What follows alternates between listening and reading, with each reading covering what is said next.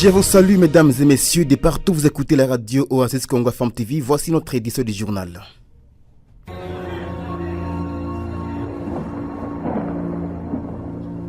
Oasis, la météo. Voici comment se présente le bulletin météo pour ce mardi 26 novembre 2024 en ville de Béni.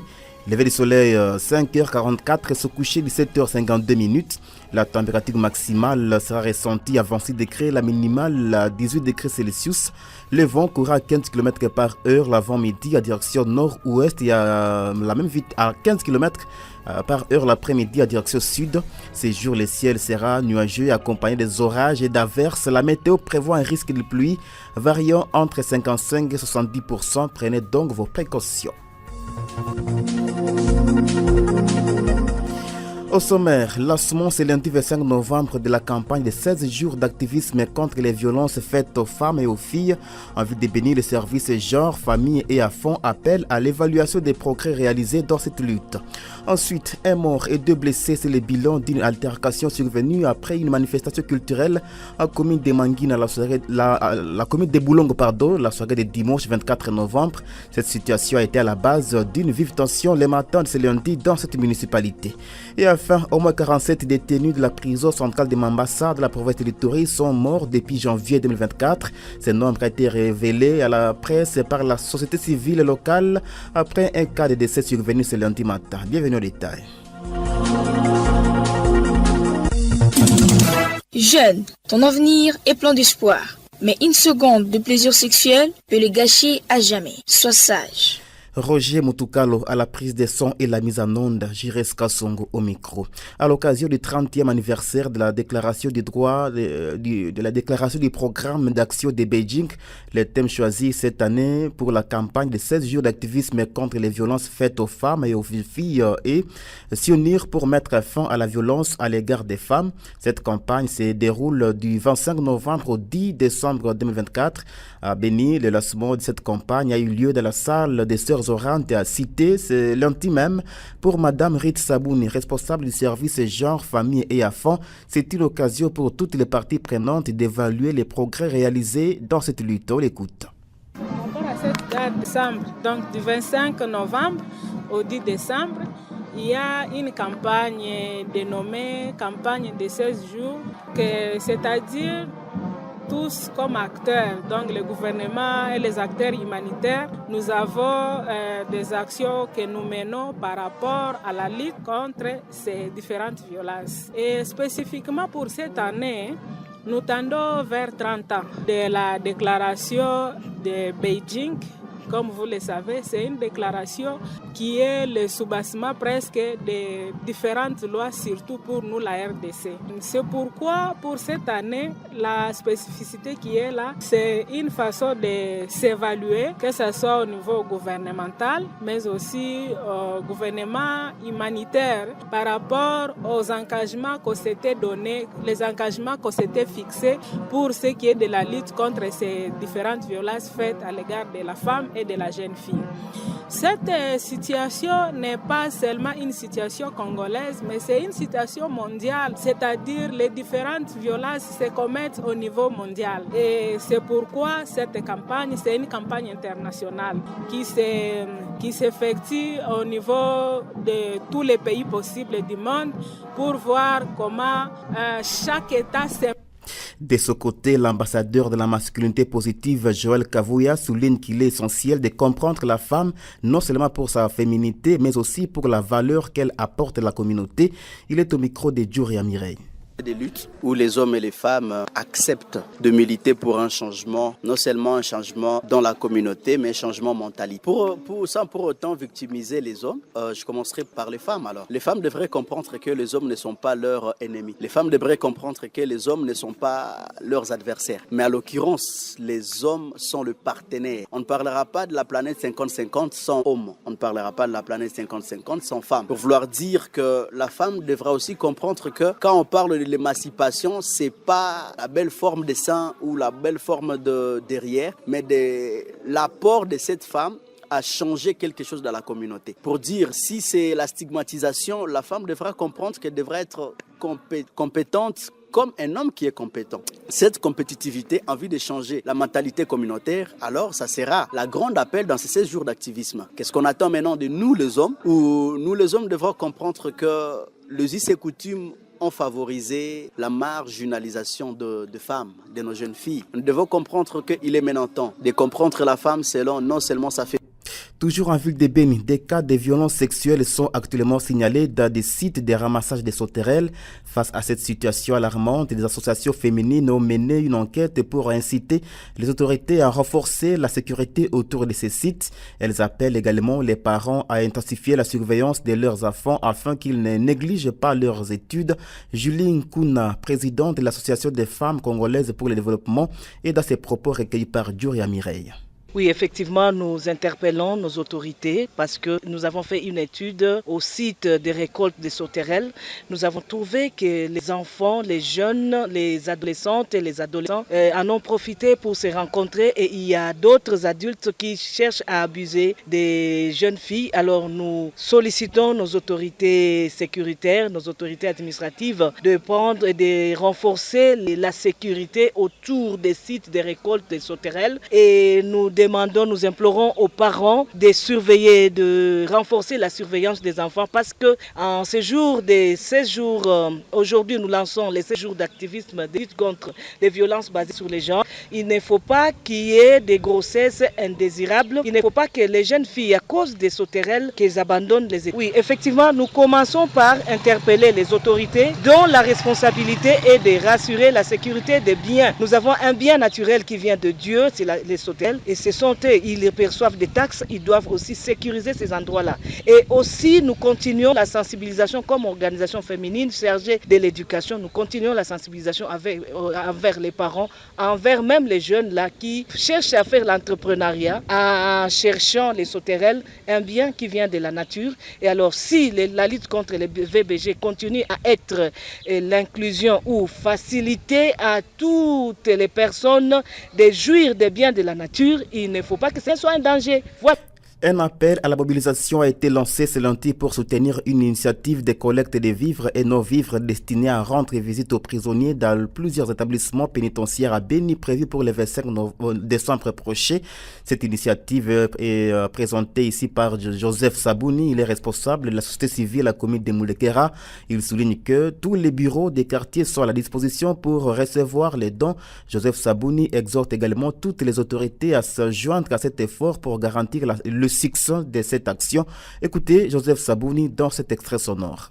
Du lancement officiel de campagne de récolte de vivres et non-vivres pour aller visiter les prisonniers dans les différentes prisons qui se trouvent dans la ville de Béni. La prison des enfants, des femmes et des hommes. Visiter le 25 décembre. C'est la raison pour laquelle nous appelons à partir d'aujourd'hui, nous appelons tout le monde, les bonnes volontés de nous appuyer, d'accompagner cette initiative de récolte de vivres et non-vivres, mais aussi ce qui nous a motivé d'initier cette activité, c'est par rapport de la déclaration d'une maladie Mpox qui se sont découvertes dans la prison de Kangwai. Et nous appelons les autorités de nous accompagner parce que nous sommes en train de s'acquitter à notre devoir, mais aussi nous responsabilisons les bureaux, soit les chefs de quartier, de recevoir tout le monde qui a de la bonne foi d'amener ce qu'il va trouver au niveau du bureau de chaque quartier, mais aussi chaque église qui sera aussi responsable de nous aider aussi à sensibiliser les chrétiens. Et nous avons besoin de tout. Autre chose à présent, un homme d'une trentaine d'années a été victime d'une justice populaire au quartier Makoukoulou dans la commune de Manguine à l'ouest de la ville de Béni. L'incident s'est produit aux alentours de 23h dans la nuit de dimanche à ce lundi. La victime, confondue à un élément ADF, a été battue par la population avant de succomber à ses blessures au centre des références de Mangina. Nicolas Kambale Kekoukou, bourgmestre de cette commune, condamne cet acte et appelle la population à faire preuve de bon sens. Par ailleurs, les bourgmestres s'insurgent contre les arrestations arbitraires effectuées par certains membres de Wazalendo sur les citoyens de la commune de Mangina.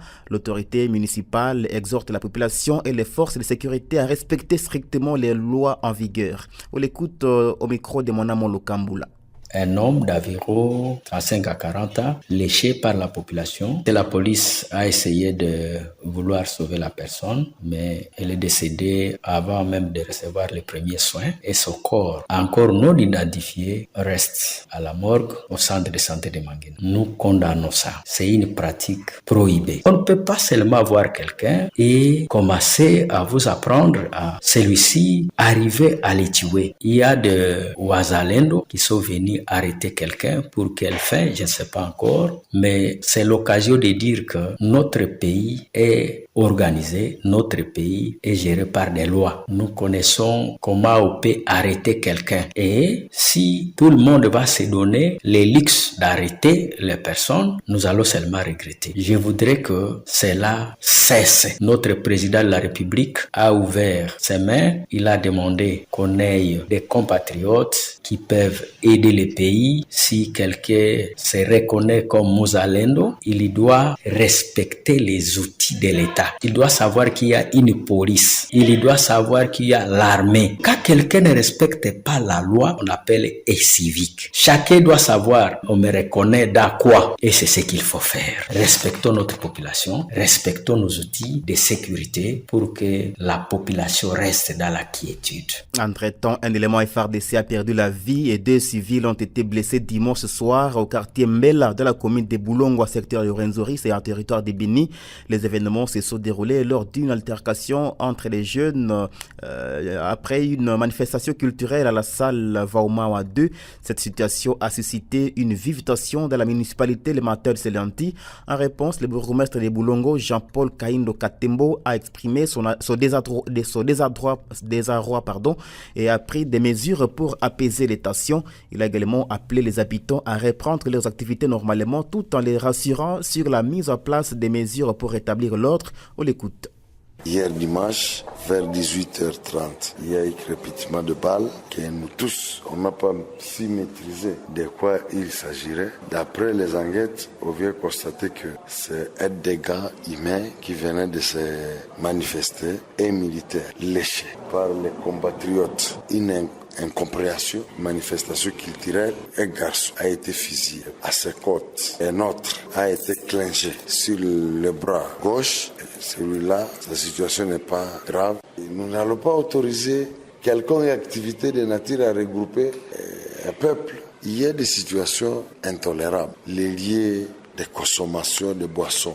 Nous sommes obligés de demander à ces gens-là de bien vouloir respecter les mesures de sécurité. Et nous avons interdit tout ce que nous appelons concours de danse, tout ce que nous appelons dancing club. À partir de maintenant, tous ces jeux-là sont suspendus parce que ce qui s'est passé dans la salle Vaoma, nous, en tant qu'autorité locale de Boulongo, nous n'avons pas été formés et nous n'en savons rien. Et puis, plusieurs attaques des ADF ont été déplorées la semaine dernière sur l'axe routier Eringeti-Kainama, en groupement Bambou-Bakisiki, territoire de Béni. Cette révélation a été faite, selon par Kato Kaloum et Jérémy, président de la société civile dans cette partie du secteur de Bénimbao. À la croire, certains civils ont perdu la vie aux côtés de plusieurs maisons d'habitation et sentiers lors de ces différentes violences rebelles. Cet acteur de la société civile demande aux autorités militaires d'intensifier des patrouilles de combat sur cet axe routier. On écoute ici Kato Kaloum et Jérémy au micro de Davis Erasme. Ça fait déjà une semaine depuis que nous vivons dans une insécurité grandissante au niveau de Baunga Tuluna. Cette insécurité est caractérisée par les différentes attaques des combattants ADF, notamment dans les villages de Bango, Bolou et Atonja. Et c'est sur l'axe routier Kainama Eringeti. C'est depuis la journée du lundi dernier que ces combattants ADF avaient incendié une voiture et une moto au niveau du village Bango. Et la journée du mardi, ils avaient pris en otage un civil au village Bolo et en même temps, ils avaient incendié 2 motos, une voiture et tué 3 civils. Partant de cette situation, nous demandons aux civils de rester toujours très vigilants, c'est-à-dire en commençant par Bango jusqu'à Erengeti. Nous leur demandons de chaque fois dénoncer tout mouvement suspect et aux autorités militaires. Une fois le message est reçu, le mieux serait de chaque fois intervenir afin de limiter les dégâts. Wakati wanapopokea habari wasio wenye kusinjia wenye kulala wawe haraka kupokea habari na kuweza kufuatilia. Et à santé, au moins 3 cas confirmés des Mpox ont été notifiés dans le centre de santé de Kangahuka. C'est la zone de santé de Mutwanga, au poste frontalier de Kassine de Louberia. C'est un territoire de Béni, bien sûr. Cette certification du fonctionnaire délégué après parade hebdomadaire de ce lundi 25 novembre. Kamba Lesiva Voyora Barthélémy insiste sur les mesures barrières aux habitants pour barrer la route à cette maladie, tout en précisant que les dispositions nécessaires sont déjà prises à la frontière congolo-ougandaise. Il s'est confié à notre correspondant David Akilimali depuis la zone. Il y a déjà maintenant des cas qui sont confirmés ici chez nous et c'est vrai. Je crois que c'est lui qui a donné l'information. Il a donné au moins 2 ou 3 cas et ça c'est vrai. Alors nous devons faire attention. Il faut toujours recourir aux mesures barrières qu'on avait utilisées les jours d'Ebola. On a reconduit ça. C'est-à-dire nous devons éviter de nous salir. On doit éviter les attroupements. Il faut faire la propreté des habits du corps.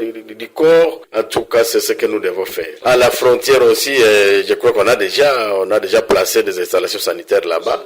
Nous encourageons ces gens, il faudrait qu'ils puissent continuer et tout le monde qui doit faire un mouvement vers l'Ouganda doit songer vraiment à se laver même les Ougandais parce que l'Mpox s'est signalé un peu partout, chez nous tout comme en Ouganda. Et à Ituri, un nouveau cas de décès a été signalé à la prison centrale de Mambasa ce lundi matin. Selon la nouvelle société civile congolaise, la victime Jean Bahati Baraka est un des jeunes de 22 ans. Il est décédé 2 semaines après son transfert à l'hôpital général pour des soins. Maître Sospé Palou Kumboa, coordonnateur de cette structure citoyenne, souligne qu'au moins 47 détenus sont morts depuis le début de l'année 2024 en raison des mauvaises conditions carcérales. Vous l'écoutez dans cet extrait sonore choisi par Manamolo Kambula. Encore aujourd'hui, lundi matin, un autre détenu qui était d'abord gravement malade au niveau de la prison centrale de Mambasa, puis transféré à l'hôpital général de référence de Mambasa pour poursuivre les soins. Il est décédé aujourd'hui lundi matin vers 5 heures. Il s'agit de monsieur Bahati Baraka Jean, un jeune homme âgé de 22 ans seulement qui est décédé 2 semaines après l'avoir transféré à l'hôpital général. Nous recommandons au directeur de la prison centrale de Mambasa de chaque fois faire le suivi des détenus malades qu'il transfère à l'hôpital général parce que nous avons un constat très amer. Le constat selon lequel, depuis le début de cette année 2024, 47 détenus qui ont été envoyés à l'hôpital général pour les soins, aucun d'entre eux n'est revenu vivant et nous recommandons également aux médecins de l'hôpital général de Mambasa de chaque fois prendre soin de ces malades-là comme tout autre malade, même si ces derniers ne payent pas de factures. Madame et messieurs, c'est la fin de cette édition des formations. Merci à vous d'avoir suivi. Édition mise en onde par Roger Moutoukalo, présentée par Jires Kassongo. Portez-vous bien.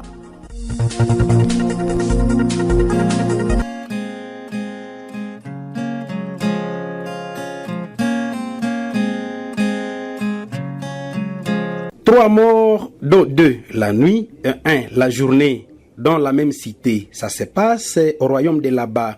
Le vrai problème au royaume de là-bas est que dans chaque dossier d'insécurité ou de criminalité, les enquêtes sont toujours en cours et n'aboutissent jamais. Dans une nuit, un bandit armé est attrapé dans un quartier populaire. Fatigués des enquêtes qui n'aboutissaient jamais, les jeunes décident de les brûler vifs.